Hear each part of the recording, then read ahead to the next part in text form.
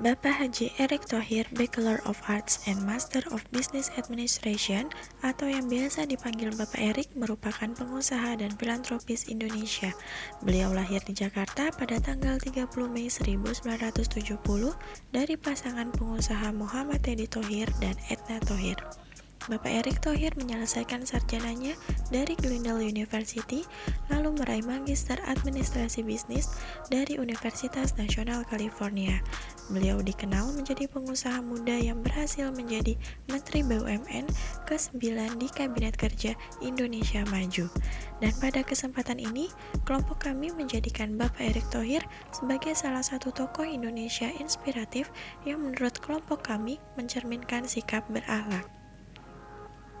Aspek pertama mengenai berorientasi pelayanan. Menteri BUMN Erick Thohir meninjau nasabah PNM Mekar di Desa Tanjung Sari, Kebumen. Di tengah kunjungan, beliau berjanji akan melakukan perbaikan yang tiada henti bagi PNM. Hal ini merupakan salah satu cerminan dari kode etik berorientasi kepada pelayanan, yakni melakukan perbaikan yang tiada henti. Aspek kedua, akuntabel. Menteri BUMN Erick Thohir memberhentikan Direktur Energi Primer PT PLN dikarenakan saat sidak tidak terdapat kegiatan monitoring di tengah krisis batubara yang melanda. Hal ini merupakan langkah yang berani diambil oleh seorang pemimpin yang akuntabel. Aspek ketiga, kompeten. Bapak Erick Thohir sebagai Menteri BUMN melaksanakan tugas dengan kualitas terbaik yang mana beliau tidak segan untuk membuat gebrakan-gebrakan dan langkah strategis untuk kepentingan pembangunan bangsa. Beliau juga mampu memperbaiki kinerja serta meningkatkan perusahaan BUMN dan dengan tegas mencopot atau merombak para petinggi BUMN yang merugikan negara atau masyarakat. Aspek keempat, harmonis. Agen Link BRI menyita perhatian Menteri BUMN Erick Thohir. Lili Agustin tewas setelah mempertahankan uang nasabah sebesar 50 juta rupiah dari serangan perampok senjata api. Dalam kunjungannya ke Lampung, Erick Thohir memberi santunan kepada keluarga Lili Agustin. Ini merupakan sikap saling tolong-menolong yang merupakan bentuk dari nilai harmonis dari sikap berakhlak. Aspek kelima, loyal.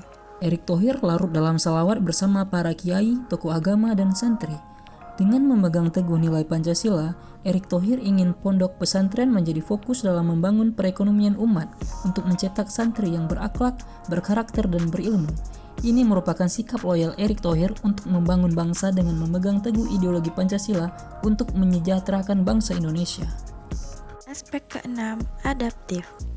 Secara terstruktur, Menteri BUMN giat melakukan percepatan transformasi di berbagai BUMN. Salah satunya yaitu dengan melakukan transformasi perusahaan listrik negara atau PT PLN. Transformasi ini dilakukan untuk meningkatkan pelayanan dan produksi listrik termasuk dengan memanfaatkan sumber energi terbarukan. Dengan transformasi ini, Pak Erick berharap PLN dapat mengoptimalkan sumber daya dari energi baru dan terbarukan seperti angin, matahari, air, dan geotermal di Indonesia untuk menjadi roadmap yang harus dikonkretkan sesuai dengan agenda besar tahun 2060 emisi nol. Dan aspek terakhir, kolaboratif. Dalam melakukan kunjungan ke kawasan nelayan di Pantai Muncar, Banyuwangi, Jawa Timur, Bapak Erick Thohir selaku Menteri BUMN akan mengembalikan ekosistem usaha nelayan lewat kolaborasi nelayan dengan BUMN, mulai dari akses terhadap BBM, pembiayaan, hingga pemasaran.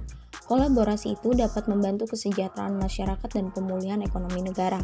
Hal tersebut merupakan aktualisasi nilai-nilai PNS berakhlak yang mencerminkan kode etik nilai kolaboratif, yaitu pertama, memberi kesempatan kepada berbagai pihak untuk berkontribusi, kedua, terbuka dalam bekerja sama dan menghasilkan nilai tambah, dan yang ketiga, menggerakkan pemanfaatan sumber daya untuk tujuan bersama.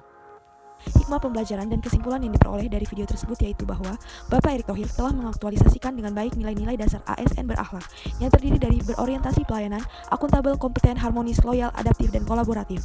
Beliau mampu melaksanakan tugas dengan baik dan memberikan pelayanan prima demi kepuasan masyarakat, sehingga diharapkan dapat menjadi contoh bagi ASN untuk menjadi pelayan publik yang berintegritas, profesional, serta memiliki kompetensi dan kinerja yang baik.